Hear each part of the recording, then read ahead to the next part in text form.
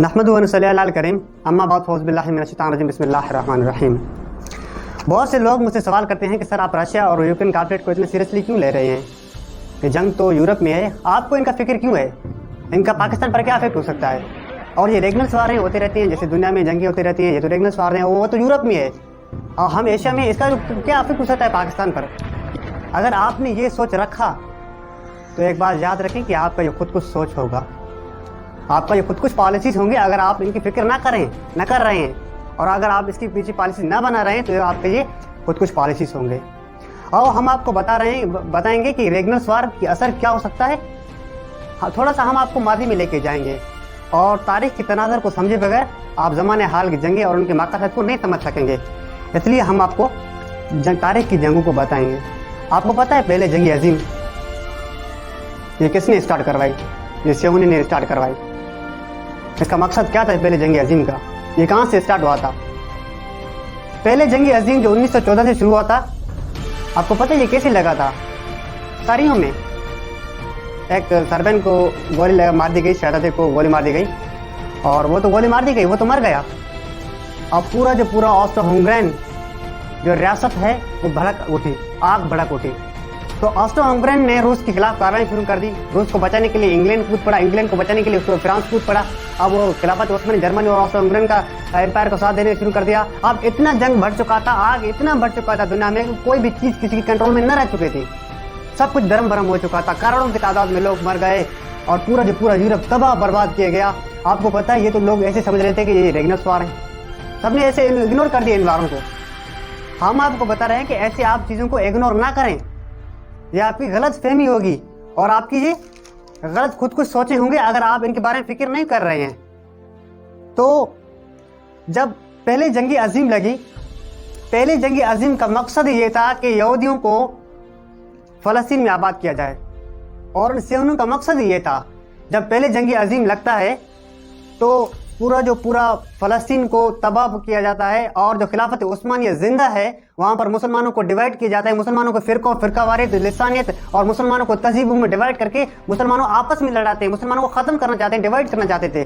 तो मुसलमान वैसे ही हुए। खिलाफत उस्मान जब टूट चुका था पहले जंग अजीम के बाद, तो उन्होंने क्या किया, अब खिलाफत उस्मानी तो टूट चुका था, अब उन्होंने क्या किया कि फलस्तीन के इलाके पर उन्होंने कब्जा किया। पहले जंग अजीम के बाद उन्होंने क्या किया, फलस्तीन के इलाके पर उन्होंने कब्जा किया। और वही जब फलस्तीन के इलाके पर वो कब्जा कर लेते हैं तो वही ब्रिटिश एम्पायर अपनी खत में लिखते हैं लॉर्ड रास्ट को, यही अल्फाज लिखते हैं कि हमने फलस्तीन का इलाका अपनी कब्जे में ले लिया, अब हमारे माइंड में है और अब हमें फैसला करना है कि इसमें यहूदियों को लाया जाए। अब यही फैसला था जब उन्होंने, जाहिर सी बात है पहले जंग अजीम के बाद तो फलस्तीन इलाका जो है ना वो कब्जे में आ चुका था, लेकिन थोड़ा सा उन्हें यूरोप से यहूदियों को लाकर फलस्तीन में आबाद किया, मुसलमानों को निकाल दिया गया। अब अलग ये था कि यहूदियों की जो मेजॉरिटी था वो थोड़ा था, तो मेजॉरिटी की कम होने की वजह से उन्होंने क्या किया, तो उन्हें एक नए जंग की जरूरत पड़ी, दूसरी जंग अजीम की जरूरत पड़ी। क्योंकि जब वहां पर मेजॉरिटी कम था यहूदियों की तो वहां पर सेल्फ गवर्नमेंट नहीं बन चुका था। अलग ये था कि सेल्फ गवर्नमेंट नहीं बन चुका था, सेल्फ गवर्नमेंट नहीं बन रहा था क्योंकि मेजॉरिटी कम था। ये जाहिर सी बात है, जहां पर मेजॉरिटी कम होता है किसी भी कौम की, किसी भी नेशन की, तो वहां का जो कंट्रोल है वो उनकी नेबर कंट्रीज की अंडर होता है।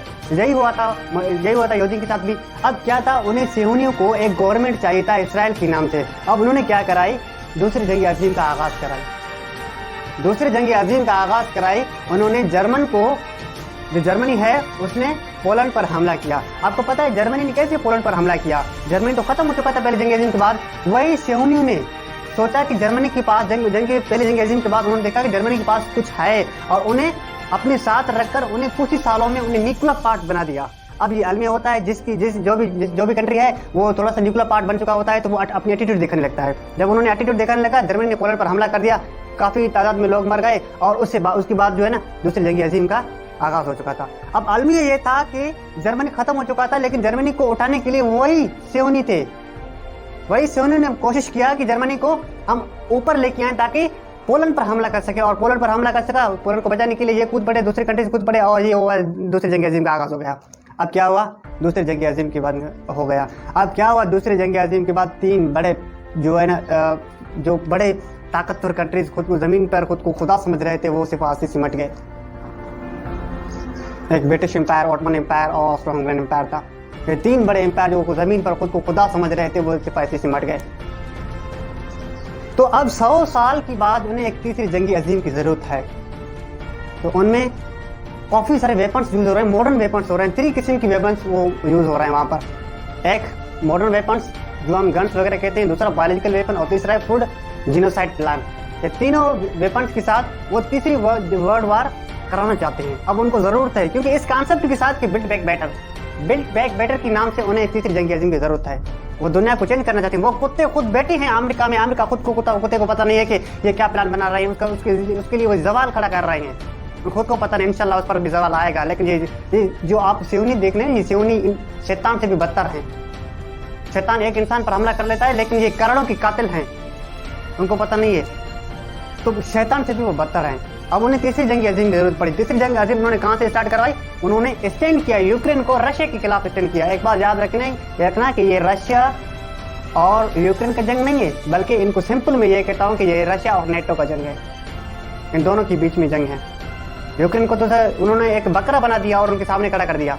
आपको पता है, हम आप थोड़ा सा यूक्रेन की हिस्ट्री देखते हैं। यूक्रेन कहां पड़ता पहले? आपको पता है यूक्रेन जो पहले सोवियत यूनियन का हिस्सा था, यूक्रेन सोवियत यूनियन का हिस्सा था। जब सोवियत यूनियन डिवाइड होकर टुकड़ों में हो गया तो जो सोवियत यूनियन पावर था, उनके पास जो न्यूक्लियर पार्ट थे वो सारे यूक्रेन में रह गए। जब सोवियत यूनियन टूटा तो यूक्रेन में रह गए मॉडर्न पार्ट्स, वेपन्स वगैरह जो भी थे न्यूक्लियर पार्ट्स थे। अब यूक्रेन जो बन चुका था वो पावरफुल कंट्री बन चुका था दुनिया में। अब अलमी ये था कि नेटो ने उनके साथ दिया। नेटो ने कहा कि आप ऐसा करो, यूक्रेन को कहा कि आप ऐसा करो, अपने मॉडर्न वेपन्स हमें दो, आप अपने हथियार पर क्यों खर्च कर रहे हो, अपनी मिलिट्री पर क्यों खर्च कर रहे हो, आप ऐसे करो, अपने हथियार हमें दे दो, आप जियो इकोनॉमिक्स की तरफ आओ, आप जियो प्रोडक्ट्स की तरफ आओ, आप डेवलपमेंट की तरफ आओ और स्टेट्स अपनी बनाओ, इंस्टीट्यूशन अपनी बनाओ, डेवलपमेंट की तरफ आओ, ये करो मतलब डेवलपमेंट की चीजें आप उनकी तरफ आओ, हम आपकी हेल्प करेंगे। तो नेटो जो यूक्रेन ने वही किया, अपनी मॉडर्न वेपन्स से वो नेटो की हैंड ओवर कर दी। अब अलमी ये था कि नेटो ने उन्हें कहा कि आप ऐसा करें, आप ये मॉडर्न वार है और मॉडर्न टाइम है, कोई भी किसी कंट्री पर हमला नहीं कर सकता। अगर किसी ने किया भी, हम आपके साथ हैं, हम आपको बचा लेंगे, हम आपके असिस्टेंट बनेंगे। तो यही किया यूक्रेन ने उन्हें नेटो ने स्टैंड किया। किसके खिलाफ? रशिया के खिलाफ। यूक्रेन ने क्या किया? उनकी फ्लाईओवर्स बंद कर दी, इकोनॉमिक्स बंद कर दी, इंपोर्ट एक्सपोर्ट बंद कर दी। उनके सारे यूक्रेन यूनियन थे, यूरोपीय यूनियन थे, उन्हें सबको बंद करा दिया रशिया के खिलाफ, क्योंकि ये रशिया को भड़का रहे हैं ताकि वो यूक्रेन पर हमला करे। अब अलमी ये था कि रशिया ने अपनी 6 मंथ लगे डिप्लोमेंट बनाने के लिए। उन्होंने सब्र किया क्योंकि जंगों में टाइम लगता है। उन्होंने डिप्लोमेंट बनाने के लिए 6 महीने लगे। 6 महीने के बाद एक्सेसिवली उन्होंने यूक्रेन पर हमला किया और उनकी बाउंड्रीज ब्रीच कर दी, मिलिट्री तबाह हो गया, डिफेंस सिस्टम तबाह हो गया, उनकी सारी चीजों को तबाह कर दी गई। और अब टैंक घुस चुके थे यूक्रेन के अंदर और मिलिट्री को लड़ रहे थे।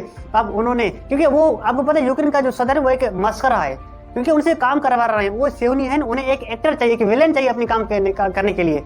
तो उन्हें यूक्रेन को सिलेक्ट किया। यूक्रेन का वो सदर प्रेसिडेंट है, वो एक फिल्मों में काम करता था, उन्हें उसे थोड़ा सा फिल्मों में एक्टिंग की सदर बनने के लिए सदर बना दिया। अब एक जाहिल और बूस और एक जाहिल इंसान को आप अगर अपने सर पर बैठाओगी तो यही आपको कौम की हाल होगा।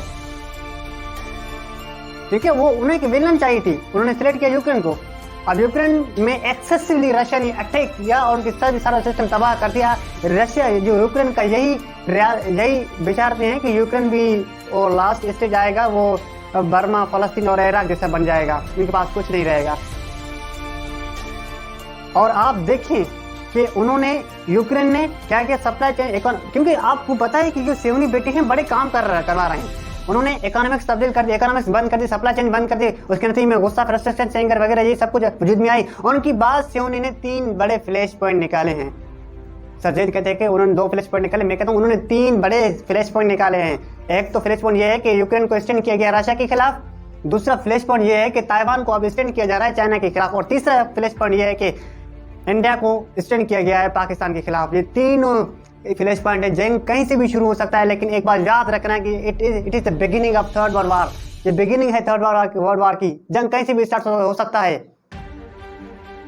तो मैं इसलिए कहता हूं कि यूक्रेन और रशिया को आप सीरियसली लें। मैं पाकिस्तानी मिलिट्री को, Pakistani ambassador, Pakistani politics system को मैं ये कह रहा हूं, हमें तो पाकिस्तानी पॉलिटिक्स सिस्टम से कोई उम्मीद नहीं है कि हमें थोड़ा सा उम्मीद है वो मिलिट्री से है, मिलिट्री कुछ करके देखा, लेकिन पाकिस्तानी पॉलिटिक्स सिस्टम कुछ नहीं है। अगर खुदा न खास्ता जंग लगती है तो ये उनकी टांगे कांप रहे होंगे और वो जंग को देखकर बेहोश हो जाएंगे, क्योंकि ये हराम में पले हुए लोगों को कुछ पता नहीं। हमें कोई उम्मीद नहीं है पाकिस्तानी पॉलिटिकल सिस्टम से, लेकिन हमें उम्मीद है अपनी सिविल मिलिट्री से। हमें मिलिट्री से बहुत बड़ी उम्मीद लगा बेटे, इंशाल्लाह वो हमारा हेल्प करेगा। और आप इन जो यूक्रेन और रशिया के कॉन्फ्लिक्ट को गहरी नजर से देखें। अब इंडिया यही कर रहा है। इंडिया को आपको पता है 6-9 से 1 साल हो चुका है कि वो अपनी डिप्लोमेंट तैयारी कर रहे हैं, डिप्लोमेंट कर रहा है। किसके खिलाफ? आपको क्या लगता है ये चाइना के खिलाफ कर रहा है? नहीं कर रहा चाइना के खिलाफ, क्योंकि उन्होंने 1962 में चाइना से जलील और रुस्वा होकर वापस चले गए। क्योंकि अब भी जो चाइना है वो उन पर हमला कर रहा है, उनकी काफी जो एरियाज उन्होंने कब्जा कर लिया चाइना ने। चाइना से वो डरते हैं, लेकिन जब पाकिस्तान के बाद आते हैं वो कॉन्फिडेंस से बढ़ जाते हैं, क्योंकि हमने उनको माफ किया हर जगह, हर टाइम पर उन्हें माफ किया। वो हमारे जो इज्जत, हमारे जो मिलिट्री हम टेस्ट कर चुकी हैं। 27 फरवरी को आपको पता है हमने अभी एक अभिनंदन को गिराया, 1 जहाज गिराया। हमें इसकी जगह पे 9-10 जहाज गिरा सकते थे, लेकिन हमें 1 गिराया। क्यों? क्योंकि उन्हें हमें देख लिया है। उस वक्त हमारे एम्बेसडर ने यही अल्फाज किए हैं कि वार is not an option, war is always option at that time. उस वक्त आपको अर्जेंट और इम्पोर्टेंट में कोई फर्क समझ में नहीं आता। वो आपको टेस्ट कर रहे थे। उसकी 4 महीने बाद, कंप्लीट 4 महीने बाद वो कश्मीर पर हमला कर लेते, कश्मीर को हड़प लेते हैं। आपको पता है क्यों? क्योंकि उन्हें हमें देख लिया है कि हम जंग की मूड में नहीं है। अब भी वो डेवलपमेंट की तैयारी कर रहा है। कभी भी जंग लग सकता है, 1 महीने में, 1 दिन में, 2 दिन में, 1-2 वीक में, 3 वीक में, कभी भी लग सकता है जंग। लेकिन याद रखना कि ये it is the beginning of third world war. India हमला कर रहा है। और अगर आप ये सोच रहे हैं कि इस पॉलिसी के साथ, इस थॉट के साथ, कि अगर आप ये सोचा है कि इंडिया हम पर हमला नहीं करेगा, मॉडर्न टाइम है, तो आपको चाहिए कि आप अपना इलाज कराइए। क्योंकि नेटो ने यही कहा था यूक्रेन को यही कहा था कि कोई नहीं कर सकता हमला। वो आज यूक्रेन का हाल देखिए क्या हो रहा है। सप्लाई चेन तबाह कर दी, सब कुछ तबाह कर दे। क्या आज यूक्रेन को देखो, बेशर्म लोगों जो पेट्रोल की बम हाथ में लेकर रशियन टैंक्स पर हमला करते हैं। बेशर्म लोग अपनी कौम को तरबियत क्यों नहीं दी पहले? अगर कौम को तरबियत देते तो शायद आज ये नहीं होता यूक्रेन के खिलाफ। आप स्विट्जरलैंड को देखो, अपनी कौम को कैसे तरबियत दे रहे हैं। आप अफगानिस्तान को देखो, अफगानिस्तान मुजाहिदीन कैसे हैं। कोई माँ का लाल ऐसा नहीं है कि जो अफगानिस्तान और स्विट्जरलैंड पर हमला कर सके, क्योंकि उनकी मिलिट्री से ज्यादा उनकी अवाम को तरबियत है, हथियार यूज करने की तरबियत है। ये 20 साल हमारे मुल्क में हो रही थी, पाकिस्तान में हो रही थी, लेकिन अब वो नहीं है। अब वो बंद कर दी गई है। क्यों? इसको नहीं बंद करना चाहिए। ये कौम को तरबियत दे। खुदा के लिए आप ये गलती कर रहे हैं। आप रशिया, आप जैसे यूक्रेन ने किया, अपनी वेपन्स हवाले कर दी नेटो की। नेटो मदद के लिए आएगा, आप भी हवाले कर रहे हैं अपने नेटो। आपने अपनी वेपन्स मॉडर्न चाइना के हवाले कर रहे हैं। ये गलती कर रहे हैं। खुदा के लिए ये गलती न करें। चाइना से सीखें, रशिया से सीखें। अल्लाह ताला आपको जिंदा मिसालें दे रहे हैं, लेकिन आप नहीं समझ रहे हैं। आपको समझने के लिए टाइम चाहिए, और आपका हर सोच गलत है। आपको पता नहीं था कि यूक्रेन में हमला कर रहा है रशिया? आपको 7 डेज पहले सऊदी अरब ने बता चुका था कि रशिया हमला कर रहा है यूक्रेन पर। आपने क्यों 20,000 मुसलमान वहां पर फंसे हुए थे यूक्रेन में, आपने क्यों नहीं निकाली? जब पानी सर से गुजर जाते तब आपको एहसास होता है। आप ये कह रहे थे, आपकी हर सोच गलत थी। आप ये कह रहे थे कि अफगानिस्तान में नेटो की फौजी कहीं भी नहीं जाएंगे, कहीं भी नहीं निकलेंगे। वो तो निकल गए, जलील ख्वार होकर अफगानिस्तान से निकल गए। आपका हर सोच गलत है, आपका सोच गलत है। आपका फिलो ऑफ थॉट वो सिलो है। आप चीजों का एट ए टाइम नहीं फैसला कर सकते। तो इसलिए बेहतर है कि अपनी कौम को तरबियत दो। हमें पाकिस्तानी पॉलिटिशियन से, मैं अभी भी कह रहा हूँ कि पाकिस्तानी पॉलिटिक्स सिस्टम हराम में पले हुए लोग हैं। हमें इनसे कोई शिकवा नहीं है। ये भाग जाएंगे, उनकी विचार नहीं है कि आखिर में खुदा न खास्ता अगर जंग लगेगी तो ये निकल जाएंगे बाहर, हम यहाँ तो बेहोश होकर सड़क पर गिर जाएंगे, मर जाएंगे। लेकिन हमें उम्मीद है पाकिस्तान मिलिट्री से अल्लाह इसका हामी और नासिर रहे। और जो इस वक्त इंडिया मुसलसल तैयारी कर रहा है अपनी डिप्लोमेट बनाने के लिए पाकिस्तान के खिलाफ, तो मेरे भाइयों एक बात याद रखना कि हम आपको बिशारतें दे रहे हैं कि ये जंग लगेगी, कभी भी लग सकता है। खून की नदियां बहेंगे और ये गुज़वा हिंद का इंशाअल्लाह ताला स्टार्टिंग बिगिनिंग पॉइंट होगा। अल्लाह इस पाकिस्तान का हामी और नासिर रहे। आमीन सुम्मा आमीन।